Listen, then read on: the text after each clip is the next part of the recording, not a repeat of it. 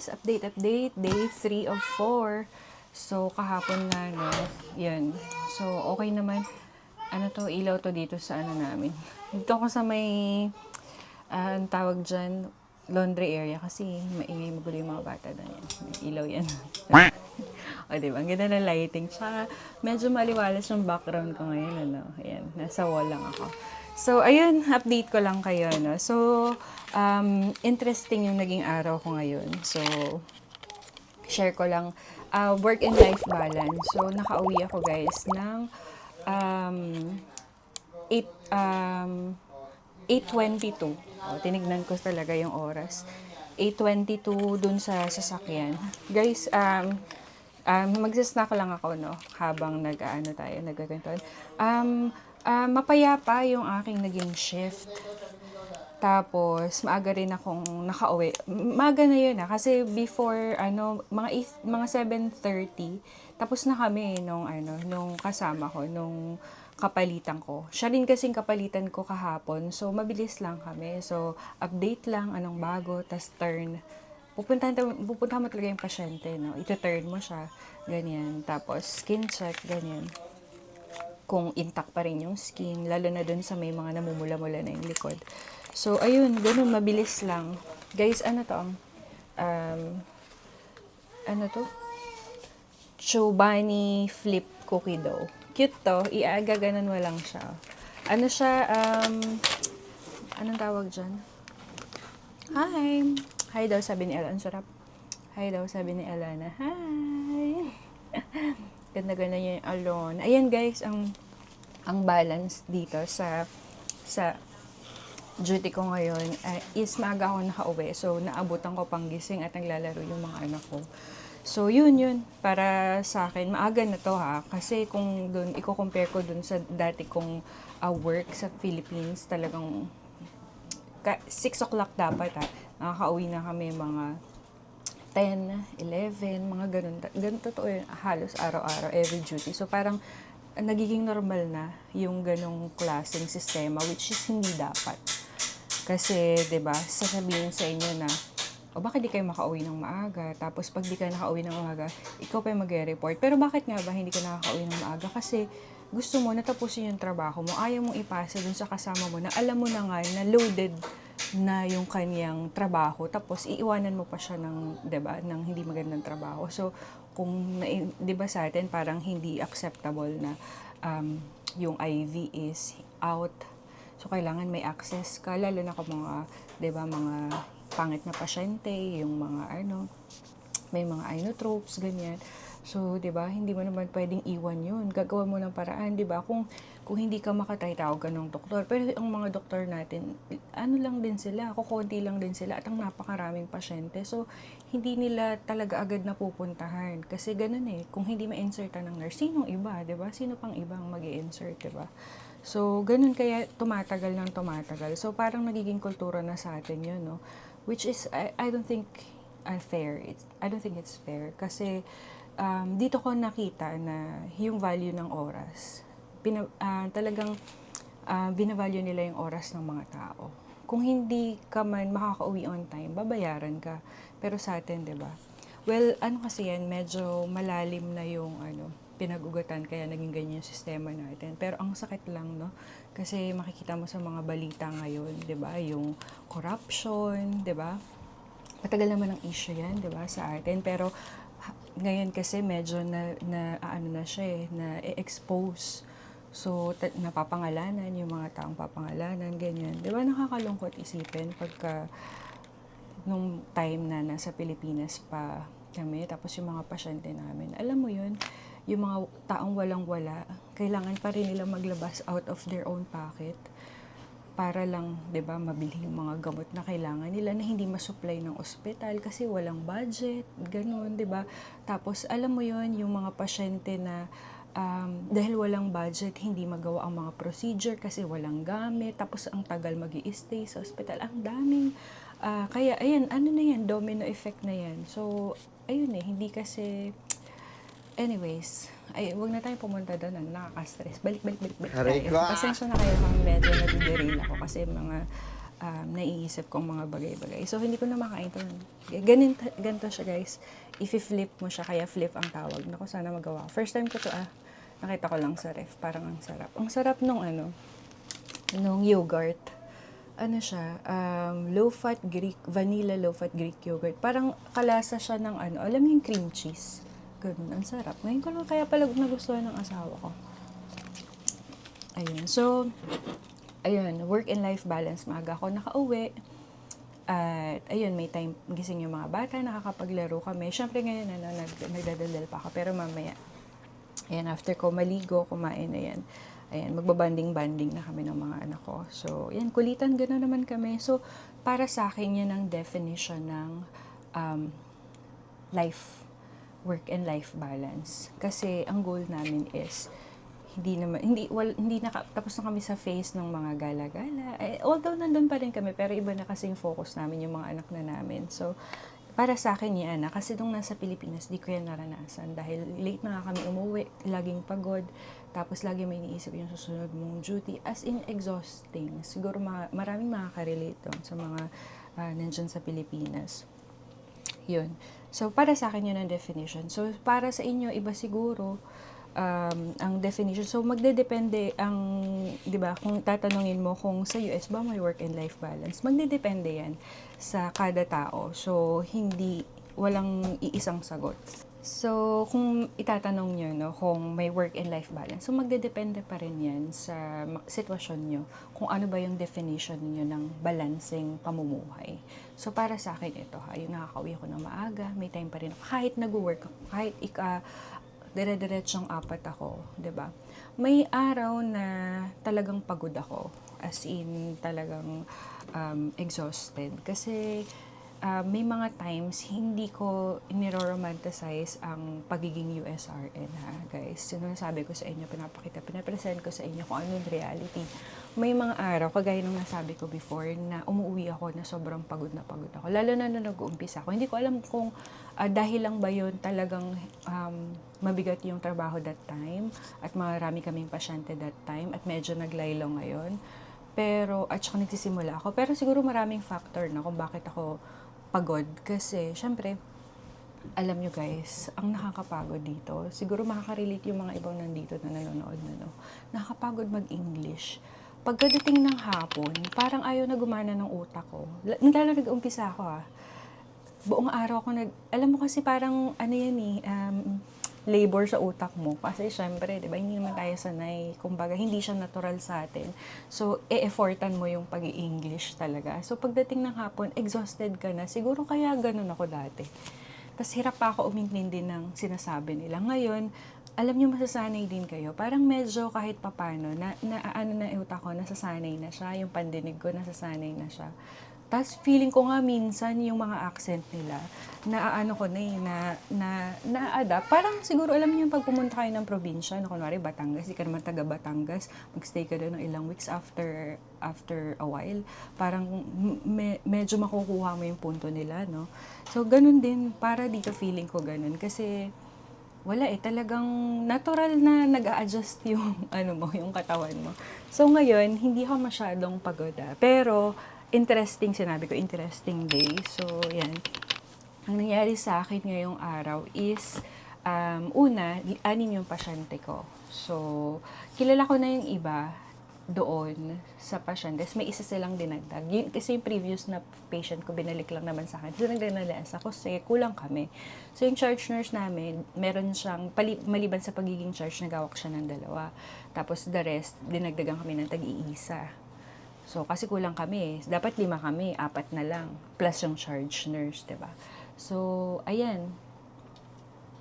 5 bedside, Hiwalay yung charge nurse, hiwalay yung manager, hindi yung mga naghahawak ng pasyente. Uy, pero guys, alam niyo na-appreciate ko dito. Ewan ko kung same sa iba, Kasi hindi naman ako napunta pa sa ibang area. Ito na first job ko dito sa US.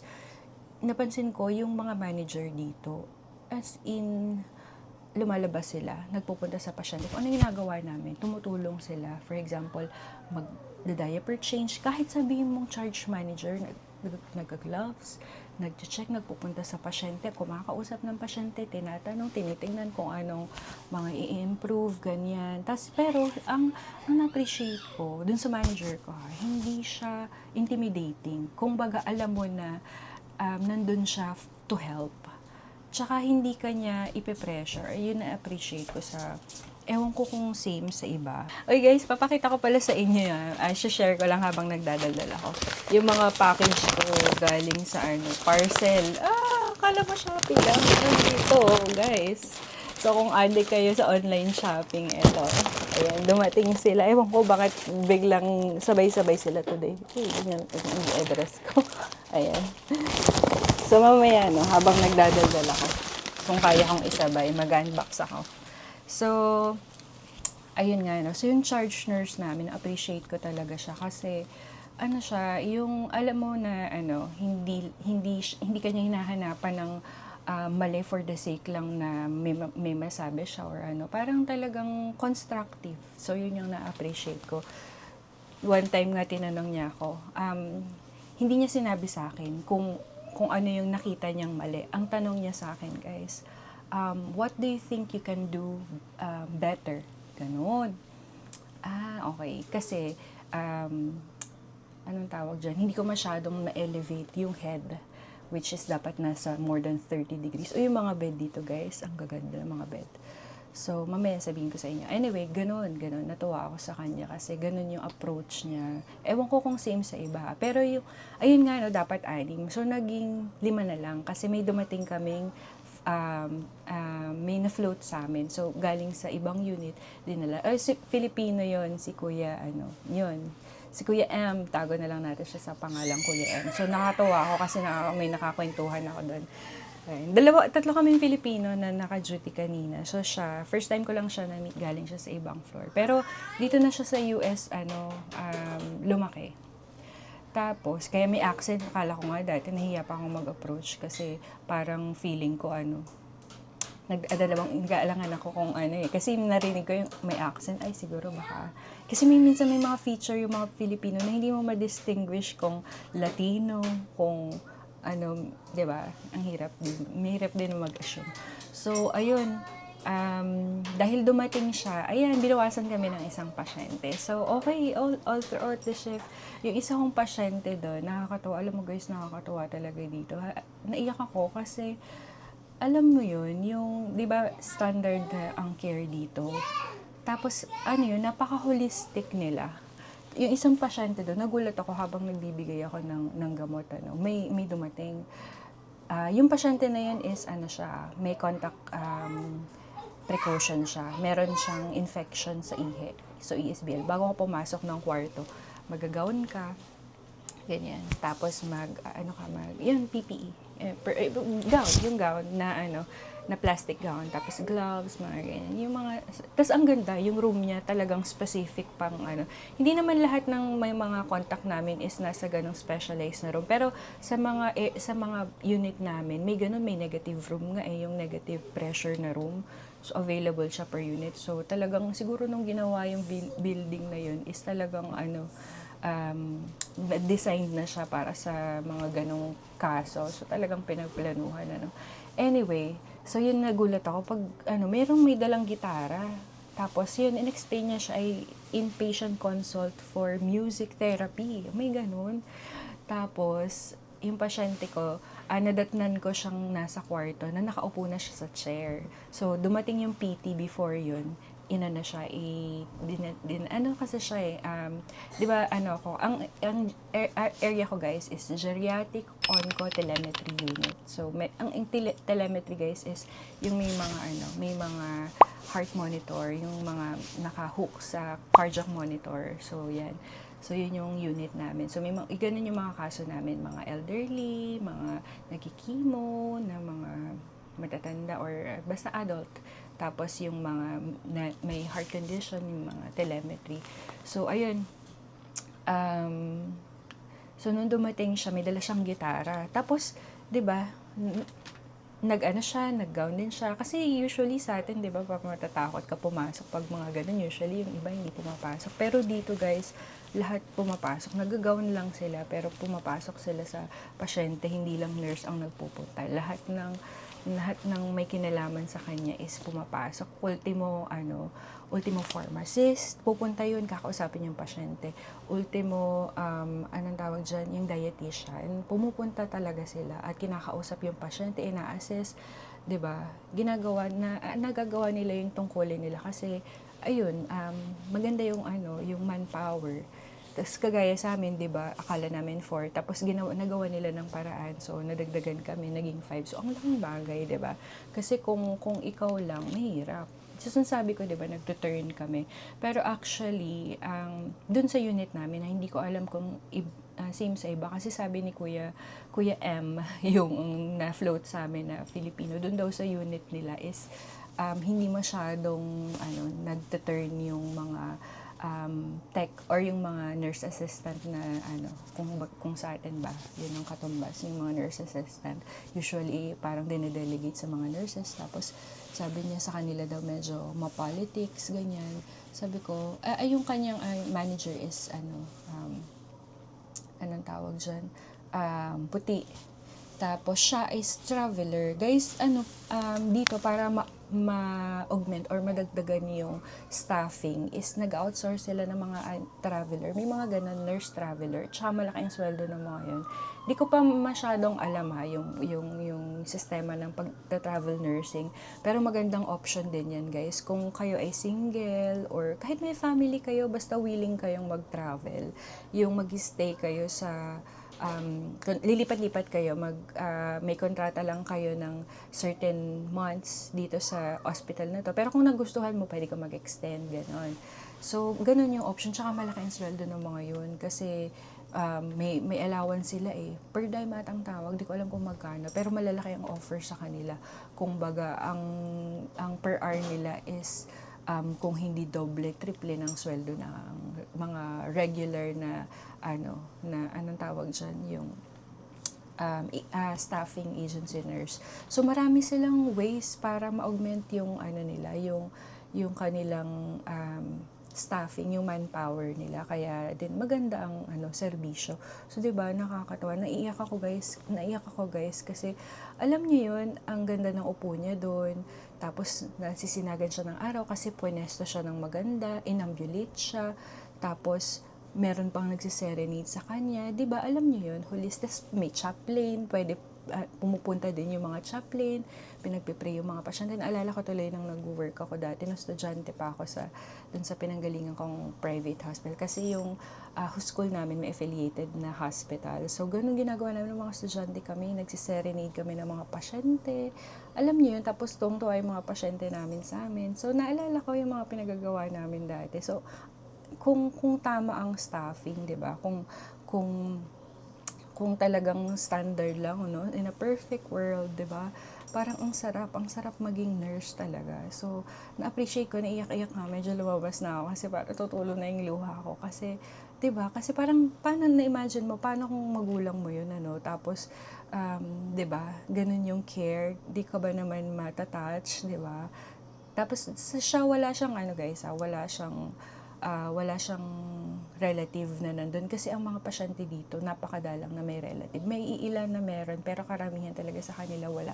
Yung mga bantay nila dumarating, bisita, saglit, sa alis na. So, siya ganun. As in, naaalagaan. Tapos alam niyo, may time ako para sa kanya na makipagkwentuhan. Yun yung gusto ko sanang gawin nung nasa Pilipinas, yung hindi naman umupo, pero habang ginagawa mo yung trabaho mo, may time ka na to spend, kilalanin yung pasyente mo, 'di ba? Ganyan, 'di ba? Kasi nakakwentuhan ko siya eh. So yun, nalaman ko na ang asawa niya is nurse, siya ay truck driver, ganyan. Pero malaking mama yun, guys. So, mga 6-footer siguro yun. Pero, natuturn ko siya nung mag-isa. Hindi na ako humihingi ng tulong. Kasi ako, guys, ako personally, hindi naman, yung iba, kanya-kanya kasi ng diskarte, Ako kasi, kapag ka may chance ako, total nandun naman ako sa room, pag hindi ako busy, tumutulong ko sa turning, tapos sa pagkukuha ng vital signs. So, ayun. So, nataturn ko siya, napapalitan ko siya. Kasi ang mga gamit dito is high-tech. Alam niyo yung, i-search niyo, ay dito, pakita niyo yung asawa ko, Hercules bed. Yan yung, nagulat ako dito pagdating ko, no? Yung pasyente, pwede mo siyang i-lift nang hindi mo na kailangan buhatin. As in, pipindutin mo lang, tapos automatic siyang iikot. Kaya para siyang may conveyor belt, gumaganon. Tapos iano mo lang siya. Napupul niya na yung pasyente, kahit gaano pa yun kabigat. Tapos may mga bed din dito na na-amaze din ako kasi nata-turn siya, pipindutin mo lang, na ita-turn niya na yung pasyente. Ano ba yun, may lamok. Ganun, nakakatawa dito guys. Kasi maliban na sa maraming tao, tapos anong tawag dyan? Yung mga gamit is talagang high-tech, kumbaga inaral mabuti kung paano makakatulong sa mga nurses para 'di ba gumaan-gaan yung trabaho. So, tsaka guys dito, hindi ina-advise na mag-lift ka ng pasyente ng ikaw lang kasi syempre 'di ba pag na-fracture ka, di kulang na sila ng staff. So, talagang tsaka guys, wag kayo masyadong magpakabayani, ano, kung hindi kaya, hingi kayo lagi ng tulong. Doon sa mga bagong nurse, ano, minsan kasi pag bago ka, di ba, parang nahihiya kang humingi ng tulong. Ganun din ako dati, nung bago pa ako, talagang nahihiya ako. Pero hindi, iniisip ko na lang, kasi syempre, puhunan mo yung katawan mo, dapat alagaan mo yan. So, ingatan nyo yung mga likod nyo, lalo na sa mga nagbe-bedside, pag bago pa lang kayo. So, wag naman masyadong bayani. Yung lang, tama lang. Tapos gamitin natin yung i-maximize natin. Marami silang mga gamit doon, yung mga ano ba yun? Basta, ang dami nilang mga pang-lift, mga ganun, na ginagamit ng mga therapist, na mapapagaan sa buhay natin. Hindi mo kailangan talaga magbuhat. Tsaka dito guys, pag ang pasyente maku-fall, tapos madadaganan ka na, or yung parang hindi mo siya kayang saluhin, ang sinasabi nila is hayaan mo na lang na ma-fall kesa yung parang ikaw pa yung mai-injured. Pero very sila dito very strict din. Parang sa atin din, malaking issue rin kasi yung fall dito. Dito parang hindi mo mafe-feel na parang you against the world kasi pag nagkaroon ng incident, 'di ba? Parang minsan may ganun akong nafe-feel dati ito nga sa Pilipinas na parang pag may nangyari, parang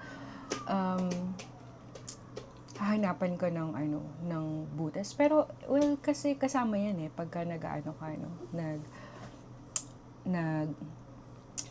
kumbaga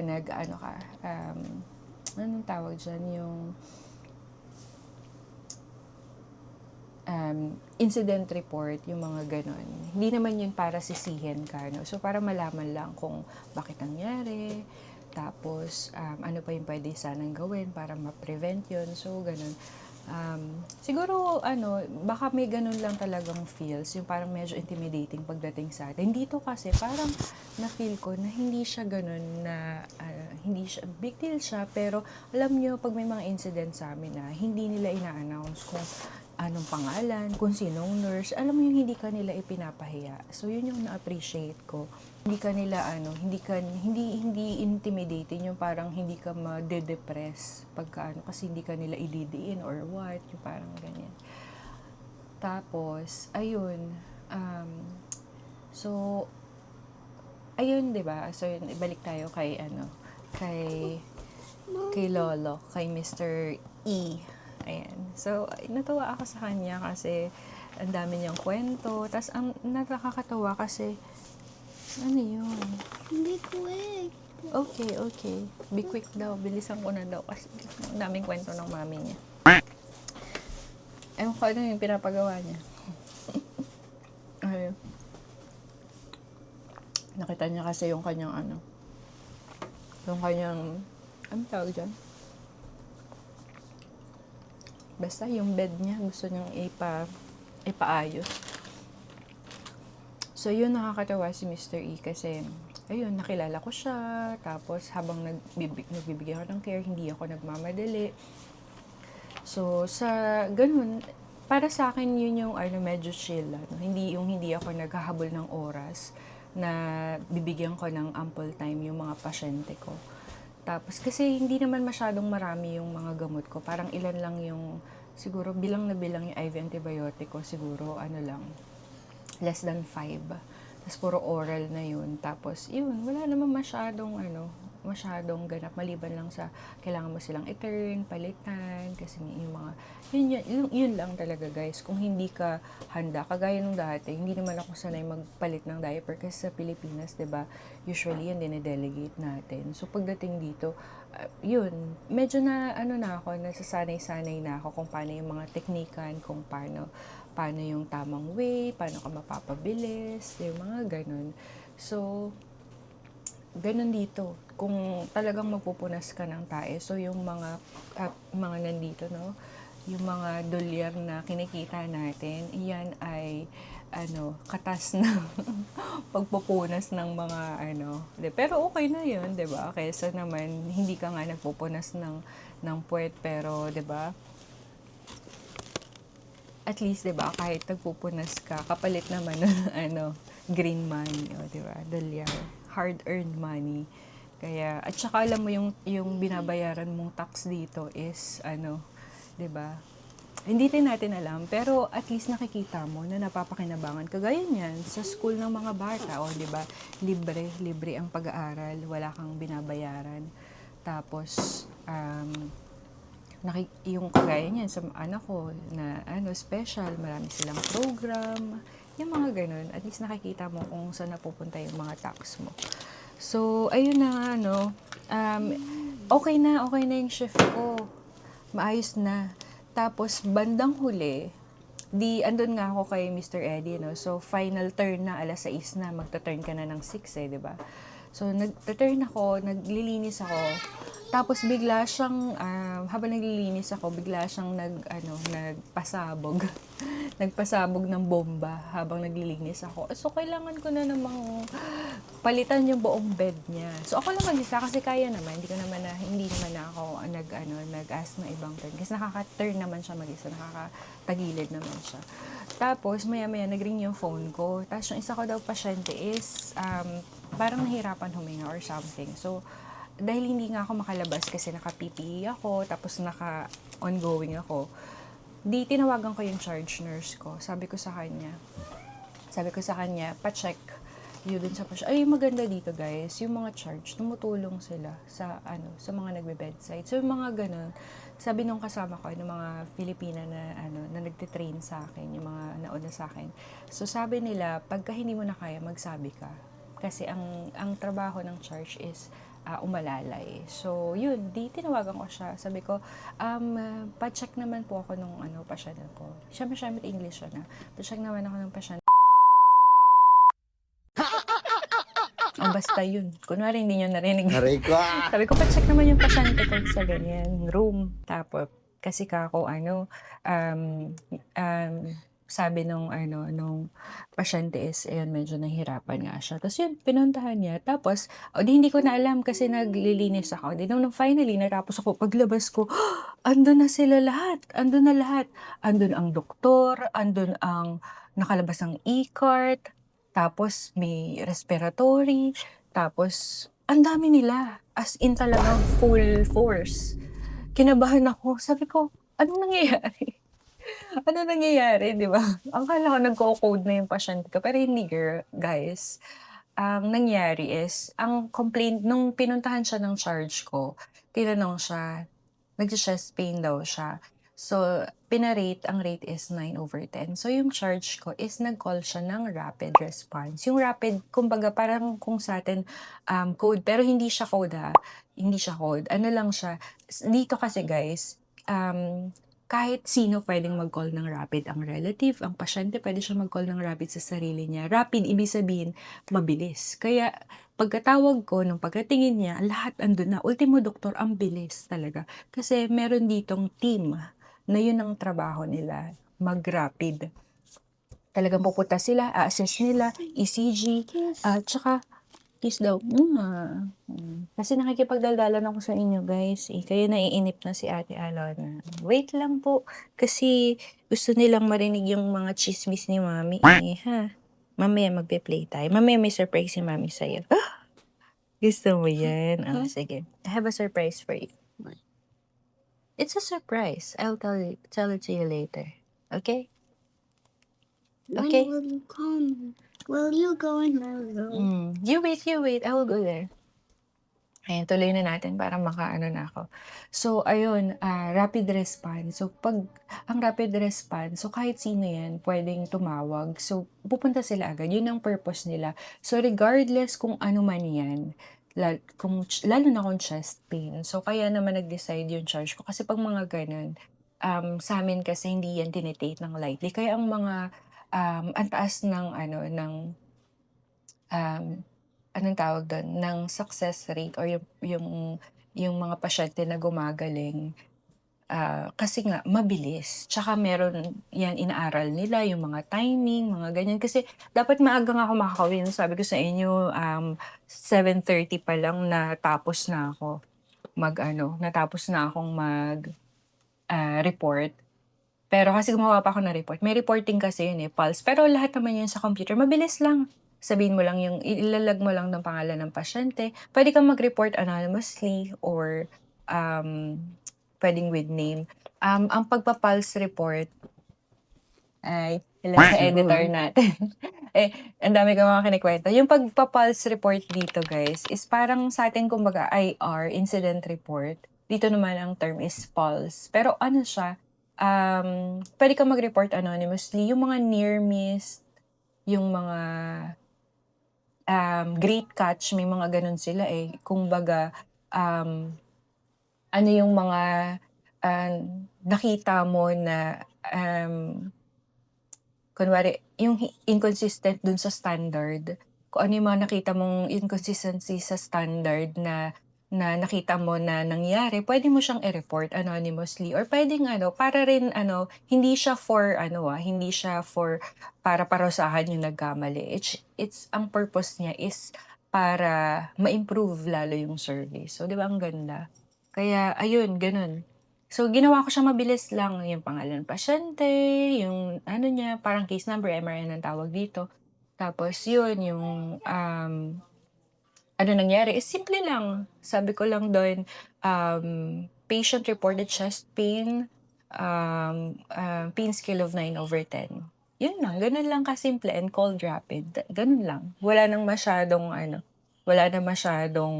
eme-eme kasi yun lang naman talaga nangyari. Nagsabi siya masakit ang dibdib niya, o di tumawag, chest X-ray. Tapos yun, nakita dun sa ano, sa abdominal X-ray na meron siyang ano, impacted na ano, na poop. So, marami siyang poops. So, yun, na-address na agad. Ganun lang kabilis. So, nakita yun mga 6:00, 7:00. Tapos 8:00 meron na siyang intervention. So, ganun sila kabilis, guys.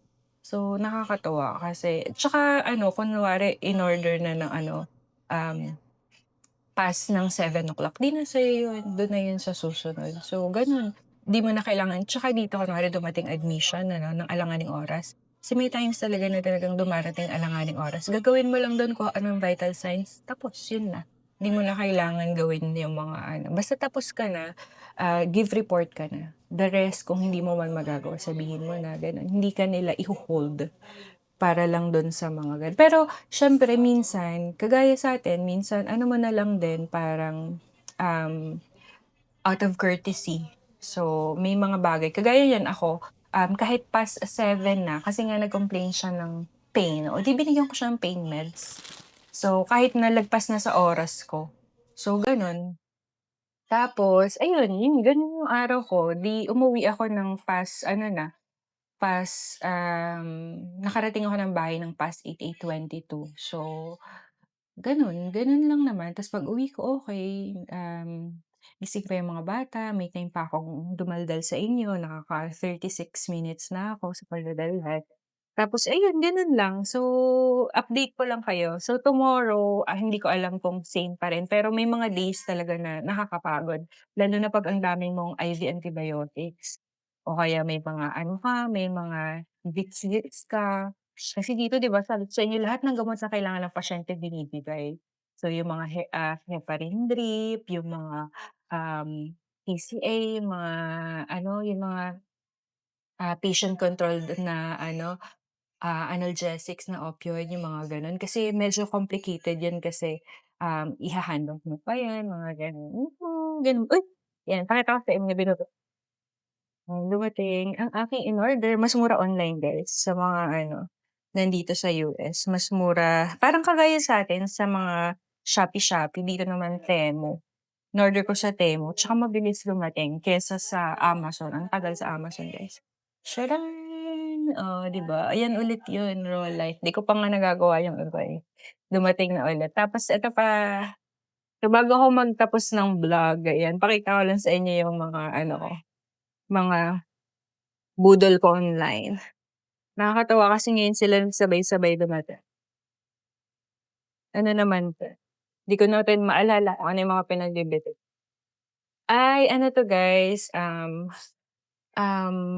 artist ano 'to, artist paint palette with brush upgrade. Ano, dito nga sabi ko sa inyo, may work and life balance, yung mga hindi ko nagagawa sa Pilipinas kasi mahilig ako sa art ano. Medyo nandiyan yung ano ko, yung aking ano, inclination. Mahilig akong mag-drawing, basta may mga related sa art. Hindi ko yan nagagawa sa Pilipinas, para akong walang buhay doon. Pero nung pagdating ko dito, kasi nga siyempre 3 araw ka lang naman papasok, 'di ba? 3 days, tapos 4 days, bahala ka na. Pero yung iba, yung mga single guys, kung kailangan nila ng extra extra income, nag-aano sila, eh, nagpi-pick up ng shift. Puwede ka dito lalo na 'pag nasa ano ka, nasa, bedside ka or nasa ano ka, kasi marami silang kailangan manpower, eh. So, kagaya niyan kunwari, usually ang pinapadala nila sa ibang mga floor, yung fino-float nila is maliban sa may float pool, may gano'n talaga na ang mga nurses na yun is pang-float lang sa siguro malaki yung sweldo ng mga yun, hindi ko alam, eh, walang idea. May gano'n sa ospital namin, float pool. So, yung mga naka-assign dun kahit saan-saan sila pinapadala sila yung mga pang-fill.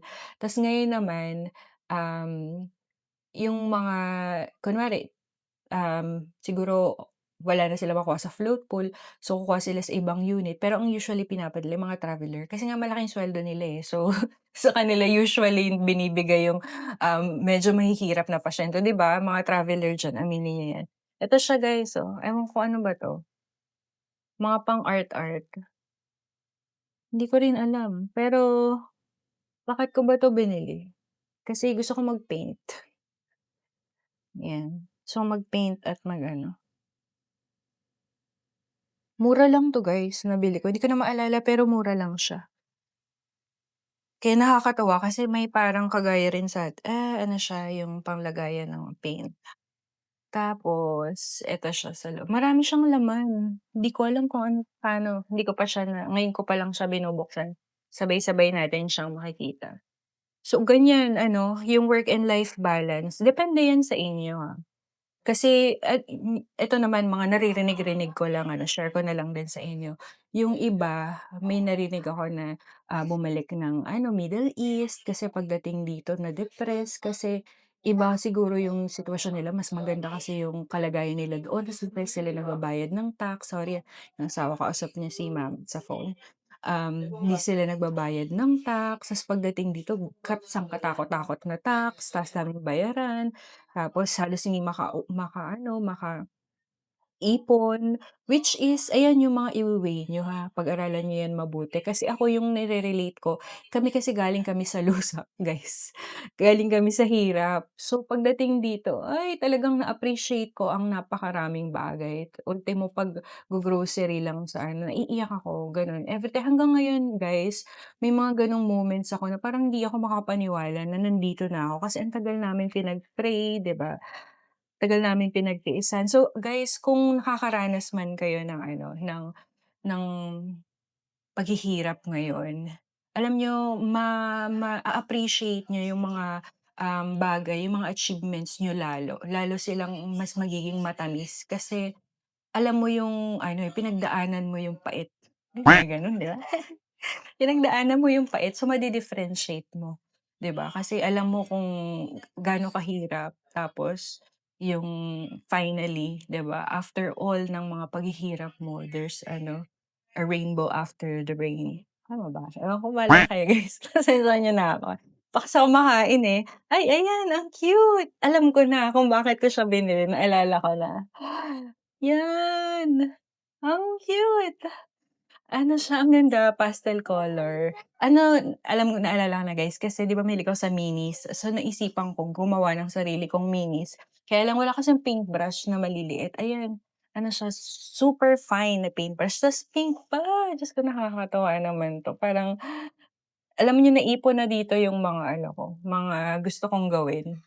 Naipon na siya yung, gusto ko mag-scrapbooking, andiyan yung mga sticker ko, hindi ko pa nagagalaw, yung mga ano ko, anong tawag diyan, um, basta lahat ng mga pang-art na nabili ko guys, yung mga pinapangarap ko na, pang-paint, mga gano'n.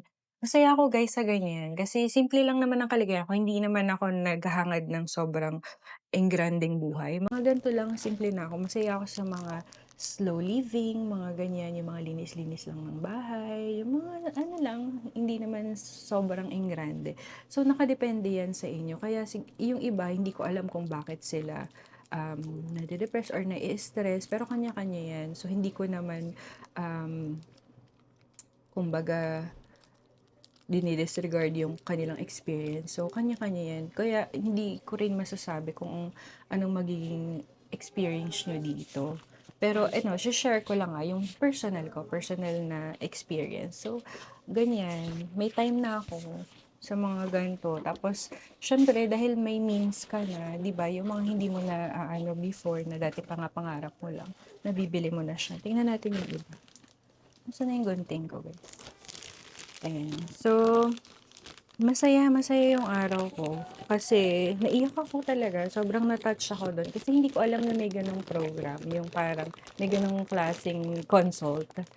Ano siya na ang sabi niya, twice a week siya nandoon, every Monday ata, first mga ano, first day of the week and or last day of the week. Ang ganda ng boses niya, guys. Tapos yung pasyente, nakikiano din siya kanta-kanta. Ako naman din nakikikanta-kanta. Tapos yung kinakanta pa nila is may option. Papakita niya kung gusto mo ng praise song or gusto mo ng ano, ng country song. Nakakatawa kasi ang dami niyang kinanta do'n na naiiyak ako sa totoo lang. Kasi na-imagine ko, sana pag tumanda ako, ganito rin yung ma-receive kong care. Yung parang holistic. So, ang ganda ng pwesto niya. Sabi ko nga sa kanya, "Oh, ang ganda ng pwesto mo dyan, naaarawan ka dyan." Sabi ko, "Oh, nakikita mo ba yung mga tao dyan sa paligid?" Mga kahit nandun siya sa loob, 'di ba? Yung mga matatanda dito, hindi usually nasa ano, nilalagay nila sa mga nursing homes. Pero kung gano'n naman ang care na matatanggap, 'di ba? Bakit? Why not?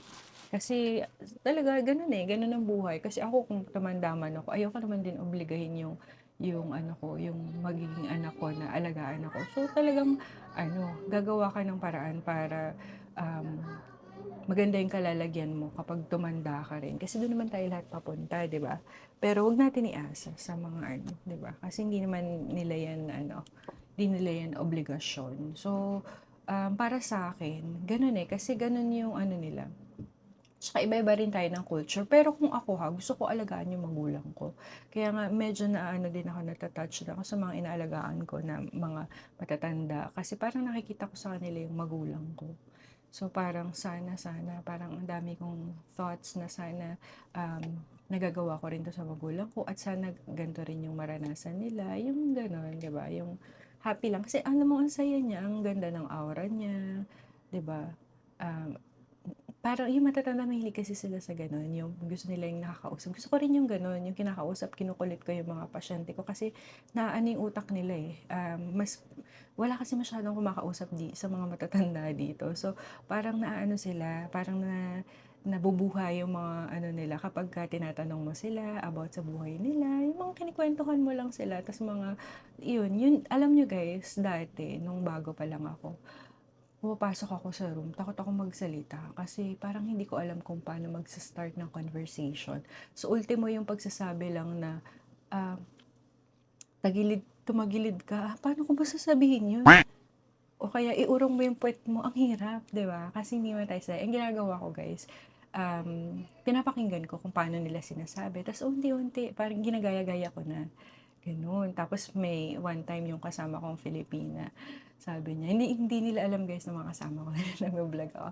Sabi niya, may pasaway kasing pasyente. Tapos may mga, alam niya, yung mga dementia ng mga pasyente na masusungit ng mga nag-curse, sabi niya dun sa pasyente, I will not accept any cursing from you, sabi niya. Ganun. Sabi ko, ganun pala yun. Ganun pala yung dapat. Kasi kung ako lang, tahimik lang ako eh. Parang, okay. Sabi ko, kung ako lang, sabihin ko lang, that's not good. Aray ko! Pero siya, talaga, with conviction and authority, di ba? I will not accept okay, ganyan pala dapat, Okay. So, ganun guys, mag-observant lang kayo kung paano nila hinahandle yung situation. Tsaka, syempre, gayahin niyo yung mabuti. Diba? Huwag niyo gayahin yung huwag niyo gayahin yung hindi maganda. Tapos yung mga issue dito, na ano lang ako kay Kuya kasi kanina nagkwentuhan kami yung na-float sa amin si Kuya M. Sabi niya, iba-iba rin talaga. So, may politics. So, na-realize ko kasi nung nasa unit namin, parang feeling ko lahat okay. Parang wala akong nakita. Although, guys, siguro ibang separate na video na yun about sa bullying. Diyan na yun. Ako, sinusunod na ako. Wait lang, bibilisan natin. Ito pala yung isa. Napakita ko ba? Ay, grabe, ang cute. Yum Yum Burger naman. Oh, see? Ganda siya, guys. So, pwede nyo siyang gawin tower. Ayan. Yung mga mahilig sa minis na search nyo to. Raw Life. Pero mahal to sa Pilipinas eh. Eh, hindi ako hanggang lang ako hindi ko na nga rin tinitignan kasi alam ko hindi ko man afford. Pero dito, yan, finally. Ayun, ano ba mga pinagkikwento ko? Kalimutan ko na. Tapos, tingnan natin tong isa. So, alam kung ano to. Baka pare-parehas lang tong nabili ko. Ay, ano naman siya, guys. Ito pa yung nga, diba, sabi ko, gusto ko gumawa ng minis. Wait lang, maingay. Hindi ko alam kung magagawa ko siya o talagang nag-hoard lang ako. Pero kung meron man, ibibidyo ko, pakita ko sa inyo. Ayan. Ano siya? Ang ganda, guys. Mura lang din to. Nakakatawa naman dun sa Ay, hala, nalaglag. Ano siya? Isang set siya ng pang clay. O kaya anong tawag dyan? Ang tawag doon? Kalimutan ko na. Basta, yun, yung mga panggawa yan ng minis. Pang mold, mga ganyan. Ganda. Sinilig sa art. Diba? So, ang nakaka-happy, diba? Nakaka-motivate magtrabaho lalo. Kasi, syempre, nakaka-motivate yung mga bayaran. Anyway, so, tutuloy ko ulit bukas Ang dami ko na namang dinaldal sa inyo. Sana may natutunan kayo. So, ang daming mga nagtatanong, no? Yung iba, sa mga ibang video. Try namin sagutin isa-isa. So, yung iba try namin dito through video sagutin. So, bukas, ika-day 4 ko. So, hindi naman ako nakakaramdam ng exhaustion. Sa ngayon, hindi ko alam kung bukas or sa susunod na araw kung ano magiging aking sistema. Pero, swabe-swabe lang. Swabe lang tong araw na to. So, yun lang.